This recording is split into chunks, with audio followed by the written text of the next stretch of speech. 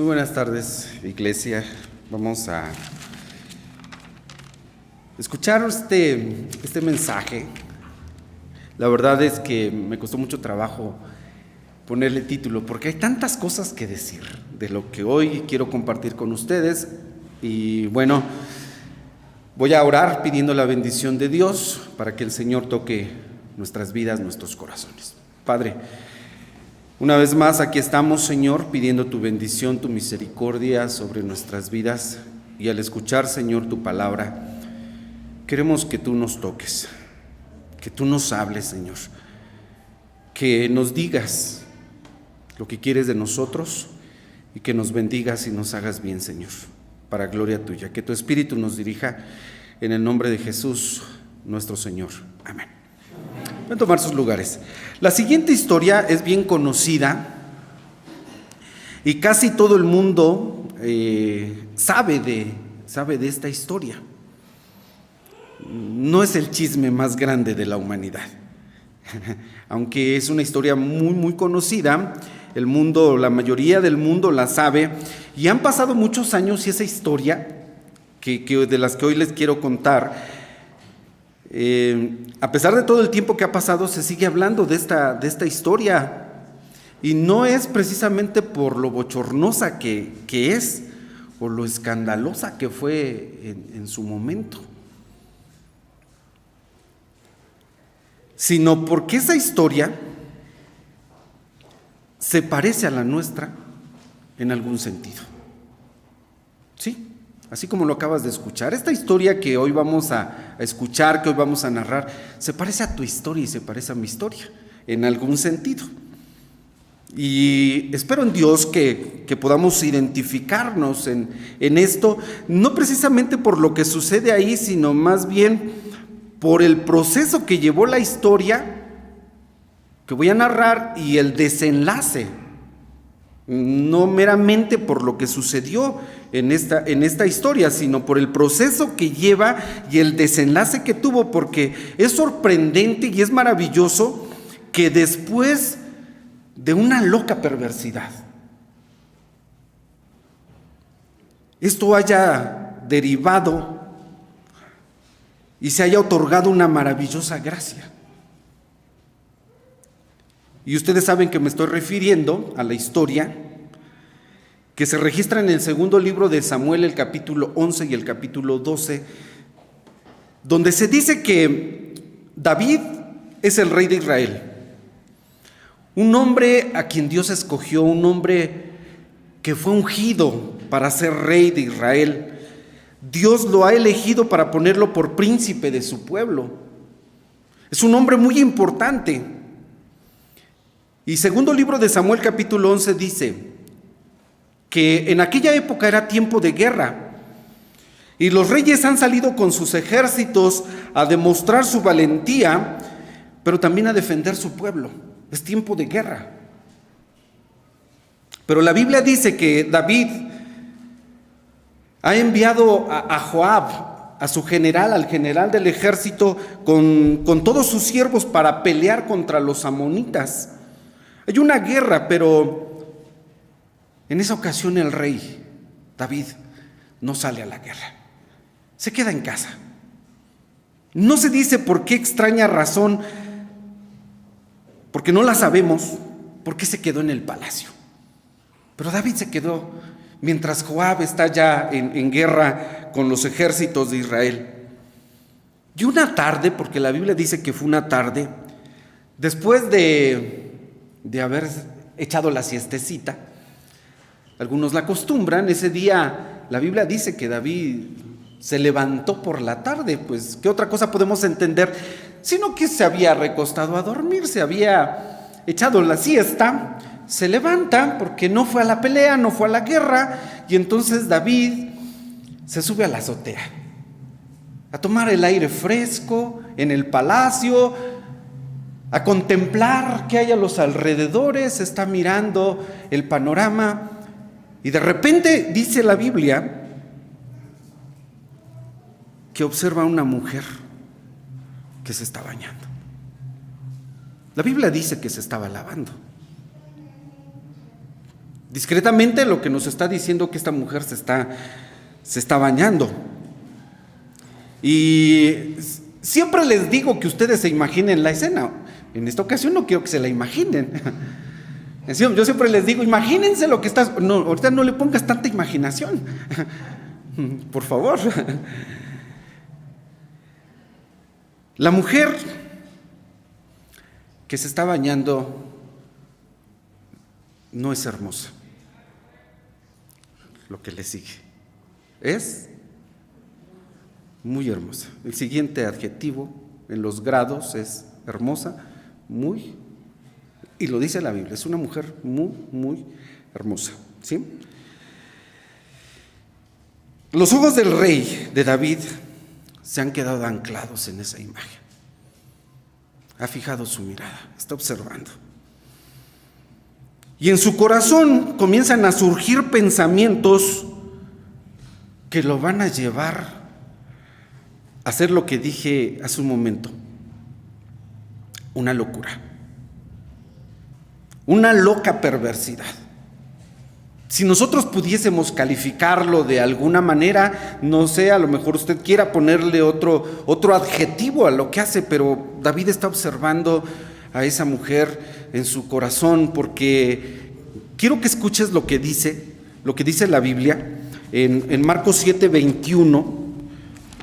Si no tienes una Biblia, no te preocupes, a lo mejor no todos tienen una Biblia ahorita en sus manos, pero escucha lo que dice San Marcos 7 del 21 al 23, y si alguien quiere acompañarme, búsquelo allí en su Biblia, pero dice: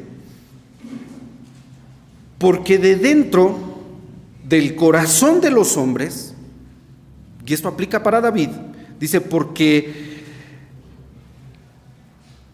de dentro, del corazón de los hombres salen los malos pensamientos. Entonces David está observando, y de su corazón, según lo que dice este texto, comienzan a salir malos pensamientos. Pero no solamente malos pensamientos, dice que de ahí salen los adulterios, escúchalo, las fornicaciones, los homicidios, los hurtos, las avaricias, las maldades, el engaño, las desvergüenzas, el ojo maligno, las injurias, la soberbia también, la insensatez. ¿Te has identificado con alguna de estas cosas que acabo de leer? Nadie. Señores, estamos en una galería de santos. Si tú no te identificas con alguna de estas cosas, bueno, a lo mejor hay otras. La lista es grande. Versículo 23 dice: todas estas maldades de dentro salen y contaminan al hombre. Entonces David está viendo a esa mujer y está maquinando pensamientos. Y tal como lo dije hace unos días, los pensamientos nos llevan a las acciones. Lo que pensamos nos lleva. Alguien dijo, las acciones primero fueron pensamientos. Y David está maquinando pensamientos y están saliendo de su corazón. Y está observando. Él subió a calentarse, a tomar el aire fresco y a ver el panorama, pero no se imaginaba que se iba a encontrar con eso. También dije hace 15 días que nosotros al final, escuchen esto, porque esta historia, al final, David termina siendo, es el resultado de lo que sus pensamientos se estaban generando en ese momento. Tú y yo somos muchas veces el resultado de nuestros pensamientos. Por eso dice la Biblia que debemos de tener cuidado con nuestros pensamientos. Y que los pensamientos del hombre no son como los pensamientos de Dios. Entonces, moraleja, no es moraleja, enseñanza. Ten cuidado con lo que piensas. De nuestros 7,000 pensamientos que se generan en nuestra mente día a día, ten cuidado con lo que piensas. Todas estas maldades, dice la Escritura, de dentro salen y contaminan al hombre. David, al estar pensando esas cosas, dice la Biblia, segundo libro de Samuel, capítulo 11, que envía a preguntar quién es esa mujer. Y la trae al palacio. Y duerme con ella. Y usted conoce esta historia, porque yo les dije que esta historia es conocida. Y han pasado 4000 años y seguimos hablando de esa historia. Cuando David se mete con Betsabé, porque es una mujer casada, la mujer de Urías. Y de esa relación, obvio, pasaron algunos meses y Betsabé se encuentra embarazada. Pero ella está casada con Urías.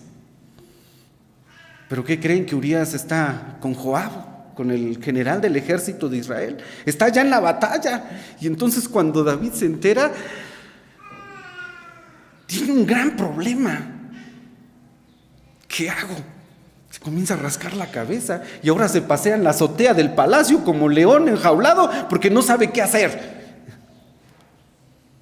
Y entonces se le prende el foco. y dice, con un mensajero, dice, ¿cómo va la guerra? No, pues así ya, llámame a Joab, a Urías. Y le dice, oye Urías, pues mira, reconozco que eres un buen muchacho valiente, eres un buen soldado, quiero que regreses a tu casa. Ve a tu casa, come, descansa y quédate con tu mujer.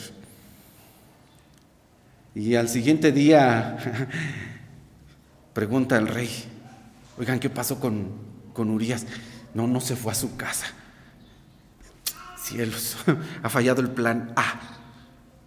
Pero como es tan inteligente el rey, entonces aplica el plan B, porque así somos, ¿no?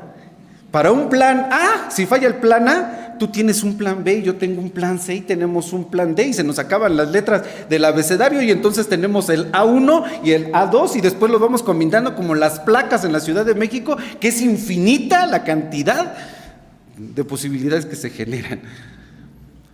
Y entonces dice, no, se fue Urías. Viene otro pensamiento, ya sé. Le manda una carta a Joab, al capitán porque es sorprendente cómo este Urías le dice, no, rey, ¿cómo crees que voy a regresar a mi casa? Vean qué buen muchacho es, ¿no? Los ejércitos están en guerra y yo descansando. No, rey, no, yo voy a la guerra. Dice, bueno, entonces vete a la guerra.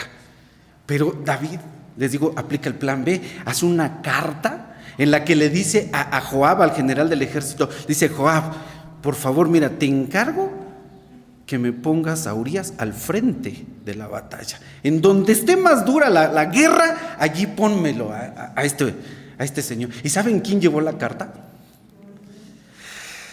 El mismo Urías. Llevaba su sentencia firmada por el rey. Y entonces llega Urías, le dice a Joab, oye, aquí te manda esta carta al rey. La ley dice, está bien. ¿Estás listo para la guerra? Sí. Ah, bueno, te vas a ir allá. Y vean la obediencia de Urías, vaya. A los pocos días, esta historia, segundo de Samuel capítulo 11, dice que el ejército de Israel se ha enfrentado contra los amonitas y Urías fue asesinado. ¿Quién fue el autor intelectual de esto? Muere Urías. Y entonces David como que dice, bueno, resultó el plan B. No hay delito que perseguir. Betsabé, manden a traer a esa mujer y la hace su esposa. Y como ya está embarazada, dice el bebé, pues es... Y aparentemente las cosas le habían funcionado al rey, porque miren, yo les decía que esta historia se parece a nuestra historia, ¿no? A veces nosotros hacemos, a lo mejor no esto. Yo les dije, no es que nos identifiquemos tal cual, pero yo les dije, hay un proceso. Y vean cómo va el proceso.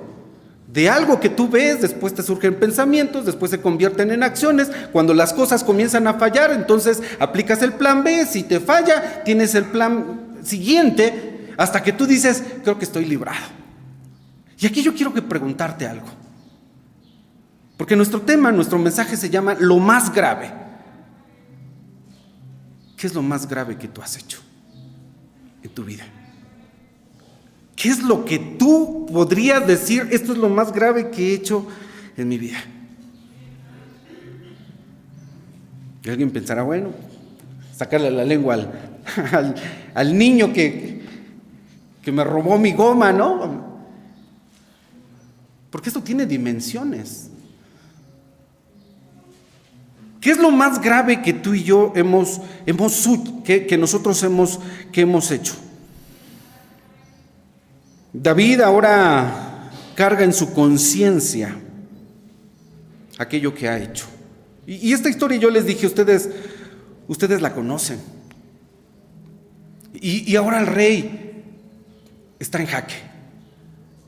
Está en jaque delante de Dios porque él ha sido, en el siguiente capítulo del segundo libro de Samuel, capítulo ahora el 12, dice que hay muchos detalles que estoy omitiendo, pero ustedes, si no conocen la historia, léanla completa allí, segundo de Samuel 11 y 12. Llega un profeta, el profeta Natán, y le dice en una figura, en una parábola, le dice a David.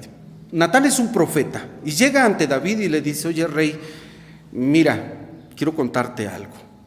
Había un hombre que recibió unas visitas.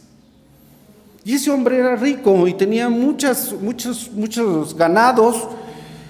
Recibió visitas y entonces ese hombre rico no quiso dar una oveja de su ganado para ofrecerle a sus invitados. ¿Y sabes lo que hizo?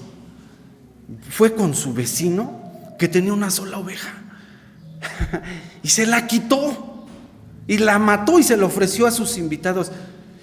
Y dice la Biblia, capítulo 12, que David se encendió, se molestó y dice: ¿quién es ese hombre digno de muerte que pague 4 tantos? Y le dice Natán: tú eres ese hombre. Tú eres ese hombre por lo que hiciste. Y entonces David dice: pensé que nadie sabía, porque a veces pensamos que nadie sabe. Está puesto en jaque. Pero esa posición, dice la Biblia, que los lleva ante la presencia santa de Dios. Y dice: ¿qué he hecho? Y saben lo más grave de esta historia. Yo no sé ustedes qué podrían clasificar como lo más grave de esta historia. El asesinato, la codicia, la mentira, los malos pensamientos. Dice la Biblia que el bebé que nació de esta relación se murió. La muerte del bebé es lo más grave. Pues ¿qué culpa tenía el bebecito, no? Diríamos nosotros. La muerte del asesinato de Urías, ¿qué es lo más grave? Pero ahí está, David está en jaque y dice cuando el profeta Natán le dice: tú eres ese hombre.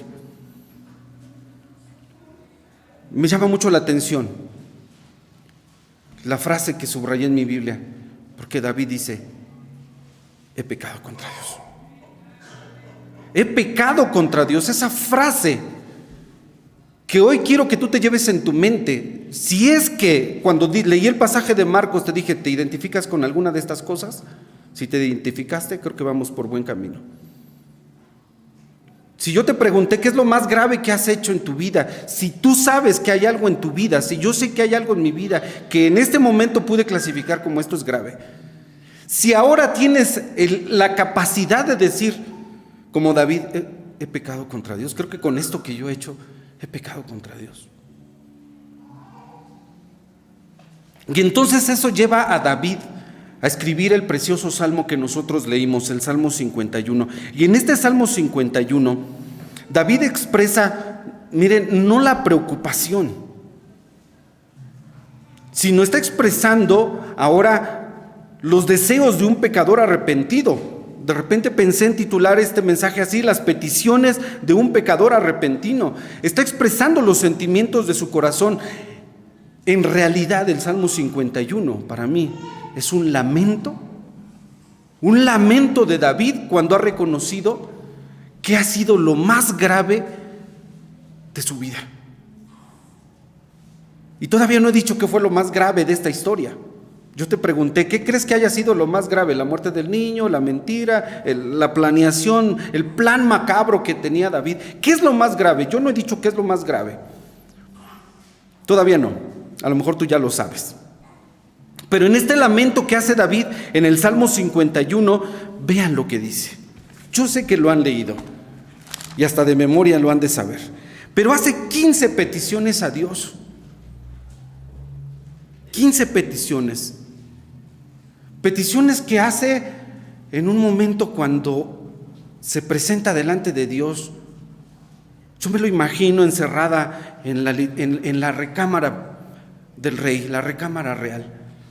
Y allí David cae de rodillas ante Dios y le dice, derramando sus lágrimas. Ahora son las lágrimas del rey. Llorando le dice a Dios, ten piedad de mí. Mira por lo que he hecho. Ten piedad de mí. Es el clamor de un hombre que sabe que ha fallado, que se ha equivocado terriblemente. Y yo les dije, ¿cómo clasificaríamos esto? Yo leí esta frase, por eso es una locura, sin límites. Pero David sabe que ha fallado y le dice a Dios, ten piedad de mí, oh Dios. Pero le dice, conforme a tu misericordia. Compadécete de mí, pero mira, no me veas así como no derrames sobre mí la misericordia que a lo mejor yo necesito, no. Conforme a tu misericordia que es ilimitable, así lléname de tu gracia y ten piedad de mí, ten compasión de mi vida. Él en realidad en este salmo pide 15 cosas. Pero en el versículo 11 le dice, no me eches de delante de ti, mira, no me apartes con ira. Pero le dice, no quites de mí tu Santo Espíritu. Porque sabes, esto me lleva a pensar que lo más grave para David sería esto: perder como el rey Saúl, porque él lo había visto cuando Dios quitó del otro rey de Saúl, el primer rey de Israel, cuando Dios quitó su espíritu y lo que le vino a Saúl. Y entonces David dice, lo más grave que me puede a mí suceder es perder mi comunión con Dios. Es que Dios me quite su Santo Espíritu. Y entonces David tiembla y dice, he puesto en riesgo no mi integridad solamente, no mi reputación como rey. Es más, miren, si la ley se hubiese aplicado con David, la ley de Moisés, ¿saben lo que dictaba? Que este hombre que había adulterado debería de morir, lapidado, a pedradas. Debieron de haber bajado al rey. Pero tenía fuero constitucional. ¿Qué creen? Que estaba protegido y entonces no le pasó nada. No, él sabe que lo que merece por lo que ha hecho es la muerte. Y David dice, y la muerte me quedaría corta. Lo más grave, Dios, es que tú quitaras de mí tu Santo Espíritu. Y por eso le suplica, no quites de mí tu Santo Espíritu. Señor, si tú lo quitas, mira, entonces sí, habré perdido todo. Yo no sé tú qué tan cerca te sientas de Dios, cómo esté tu comunión con el Señor. Y si quizás por una locura estés poniendo en riesgo esa comunión, esa intimidad que se tiene con Dios. Comunión es cuando tú tienes intimidad con Dios, cuando tú puedes hablar con Dios, como dice la Escritura, cara a cara, de decirle, papito, aquí estoy, mira, gracias por tus bendiciones. Cuando tú tienes esa comunión, tú tienes intimidad con Dios. Cuando tú en las noches, en tus pensamientos, los enfocas hacia Dios y dices, qué maravilloso eres, Dios, porque mira, hoy me has bendecido, me cuidaste, has bendecido a mi familia, mira, me has provisto. Cuando tú tienes eso se llama comunión. Pero mira, a veces por una locura se pierde esa comunión. Que alguien dijo, yo lo escuché en una reflexión que alguien compartió conmigo, me dijo que cuando la intimidad se pierde, se está fracturando la relación. Y esto aplica también para los matrimonios. Se pierde la intimidad, se está rompiendo la relación. Y esto aplica con Dios. Cuando tú te acercas tanto a Dios, cuando tú tienes esa intimidad, las cosas, tú sabes que funcionan en otra dimensión, pero cuando cometemos una locura, como la que ha cometido David, se pone en riesgo esa comunión. Y entonces lo más grave sería para David que Dios quite su Santo Espíritu. Si lo otro que ya mencionamos para ti era alguno de esos puntos, lo más grave, ¿sabes? Lo más grave es perder la comunión con Dios. Que no haya una relación con Dios. Y alguien dirá, bueno, ¿y esta para qué? ¿Para qué me sirve, no? Déjame decirte algo. Y te lo voy a compartir porque es algo muy fresquecito. Hace unos días fuimos a orar por una persona de 91 años. Que yo no sé si sabía de Dios, yo no sé si conocía de Dios. Yo no sé si tenía una comunión con Dios, yo no lo sabía. Pero fuimos a orar por esta persona de 91 años. La habíamos ido a ver ocasiones anteriores, pero este viernes que fuimos, a altas horas de la noche, fuimos y oramos por ella y le compartimos de la palabra de Dios. Y ella ya no podía verbalizar, ya no podía hablar. Pero ¿sabe? Su alma estaba tan necesitada de ese momento de reconciliación con Dios, de decirle, Dios, perdóname. Esa noche pudimos compartirle la palabra y decirle, Señor, perdona nuestros pecados, ten misericordia de esta mujer. Ella no hablaba, pero escuché un suspiro así de alivio profundo, así tal cual. Ella ya no oía, cantamos unos himnos, le hablamos de Cristo y le dijimos, no tenga miedo. Si usted ha hecho esta oración, si la ha repetido, si usted la ha sentido en este momento, busque a Dios, acuda con el Señor. Él es misericordioso, Él es compasivo. Al día siguiente esta mujer partió, terminó su vida. Pero algo con lo que me quedo es con la necesidad. Porque tú dirás, bueno, sí, yo he hecho cosas graves, pero a mí qué me importa la comunión con Dios, o de qué me sirve.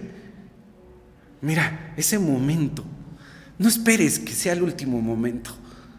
Ese momento tú hoy lo puedes disfrutar, hoy tú puedes descargar, tú puedes sentir el alivio de tu alma, tú puedes tener una intimidad, una comunión con Dios, tú puedes venir al Señor. Pero si tú no sientes que has hecho algo grave, entonces a lo mejor esta palabra no es para ti. Pero déjame decirte que va a llegar un día cuando tú, como ella, o como yo, o como muchos de nosotros, hemos venido a Dios y puestos en jaque le hemos dicho, Dios, aquí estoy, necesito tu ayuda, necesito tu misericordia, necesito tu piedad, lávame más y más de mi maldad, límpiame de mis pecados. Y entonces, queridos hermanos, David reconoce que su comunión está en riesgo, su intimidad con Dios, y le dice, no quites de mí tu Santo Espíritu. Señor, no me rechaces por lo que soy, no me rechaces por lo que he hecho. Y déjame decirte algo, porque creo que aquí viene la buena noticia. Dice la Escritura, y Jesús dijo estas palabras, que el que viene a mí, dice el Señor, yo no le echo fuera, yo no lo rechazo. Y aquí David también lo expresa en el Salmo 51, porque dice, al corazón contrito y humillado, tú no despreciarás, oh Dios. Mira, yo sé que he fallado, pero también sé una cosa, que tú no me vas a desechar, que tú no me vas a despreciar. Mira, si yo vengo a ti con un corazón contristado, humillado, tú no me vas a despreciar. Y esta es la buena nueva, que si tú has fallado, que si yo he fallado, porque yo reconozco que he fallado, yo no sé tú, pero si tú reconoces que has fallado y que le has fallado a Dios, porque si se dieron cuenta en este salmo, no dice David, pequé contra mi prójimo, Dice, no pequé contra ti, porque al que primeramente ofendemos es a Dios. Dice, a ti solo he pecado, texto número 4.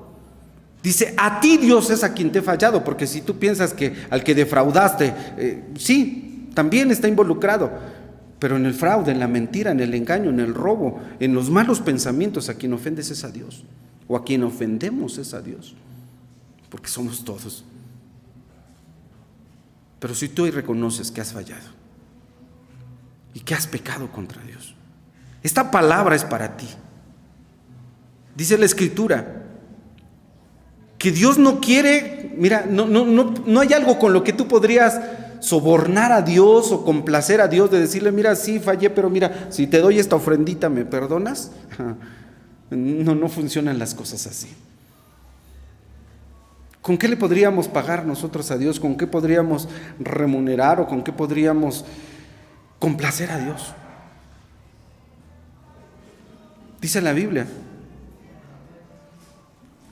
un corazón contrito y humillado. Si tú traes tu corazón a Dios, reconociendo que has fallado, porque yo he fallado también, nuestra experiencia es ese alivio que necesitan las almas. Si tú necesitas ese alivio, quiero invitarte a que vengas al Señor, que vengas a Cristo, que entregues tu corazón.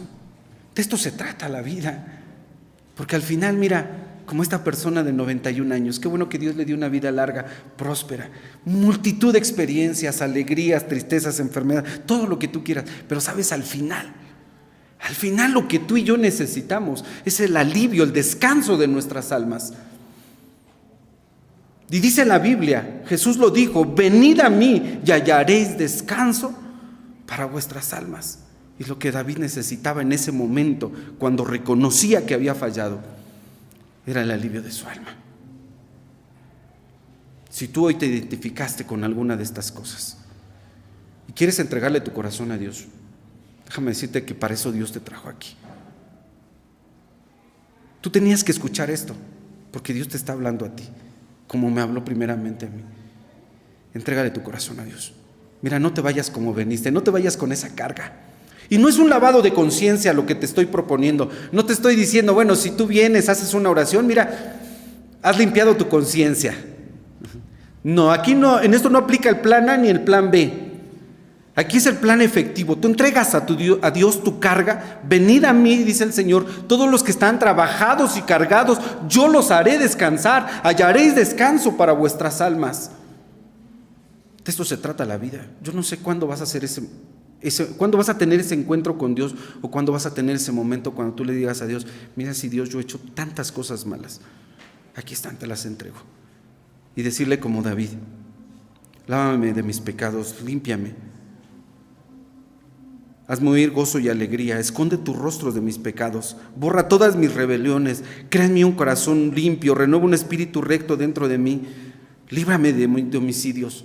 Y todas las peticiones que hace David, porque sabe que su alma necesita alivio. Si tú hoy quieres ese alivio, recíbelo, el Señor te lo está otorgando. Mira, no tienes que hacer muchas cosas, no hay una penitencia, mira, no hay que tengas que hacer grandes cosas. Entrégale tu corazón a Dios. Alguien dirá, así de fácil. Sí, así de simple, porque alguien ya pagó por tus pecados, por mis pecados, y ese fue Jesús. Él ya llevó nuestras cargas. Él fue molido por nuestros pecados. La deuda está pagada. Solamente que tú necesitas que Dios te reciba y te otorgue esa misericordia y ese perdón. Pónganse de pie, vamos a orar. Si alguien quiere venir al frente, si no hay en tu lugar, haz esta oración juntamente con nosotros, con todos los que reconocemos que hemos fallado. Padre, en esta hora, al escuchar tu palabra y al ser redarguidos con ella, Señor, tú has tocado los corazones, no nuestra conciencia solamente, sino nuestro corazón, porque tú sabes en qué te hemos fallado. Y aunque a los ojos del mundo, Señor, o de la sociedad, no se dieron cuenta, nadie sabe, aparentemente, tú lo sabes todo, Señor. Tú sabes de nuestra vida y tú sabes hasta nuestros pensamientos. Tú sabes los caminos en los que andamos y la perversidad que hay en nosotros. Queremos decirte en esta tarde que te necesitamos. Que necesitamos, Señor, que aligeres nuestra carga y que nos quites esa carga de pecado que hay en nosotros. Señor, en este día queremos ponernos a cuenta contigo y pedirte, como lo hizo David, ten piedad de nosotros. Ayúdanos, Señor. Tú sabes de cada uno de los que hemos escuchado esta palabra, Señor, lo que hemos hecho. Si pensamos que no hay nada grave en nosotros o que no hay pecado en nuestra vida, Señor, tu palabra dice que entonces somos mentirosos. Porque no hay justo ni aun uno, no hay hombre que haga bien y nunca peque. Todos hemos pecado, todos hemos fallado. Pero, Señor, hoy algunos tenemos el valor de decirte que hemos pecado y que necesitamos de tu gracia infinita. Que no queremos, Señor, poner en riesgo nuestra comunión contigo. Perdónanos, ayúdanos. Y como lo dijo tu siervo, crea en nosotros un corazón nuevo, un espíritu recto dentro de nuestras vidas. Es lo que necesitamos, Señor. Padre, te pedimos porque bendigas tu palabra, que haya fruto, Señor, y que los corazones que hoy vienen a ti, Señor, y que son entregados, corazones, Señor, contristados por esas faltas, por esos pecados, yo sé que tú no los vas a rechazar. Y que en ti, Señor, tenemos misericordia y tenemos esa piedad. Es el tiempo de la gracia, Señor. Es la oportunidad que tú nos has dado. Y por ello te alabamos y te bendecimos. Perdón, Señor, perdónanos. En el nombre precioso y en la sangre de Cristo Jesús, que quita todos nuestros pecados, te lo suplicamos. Amén. Amén.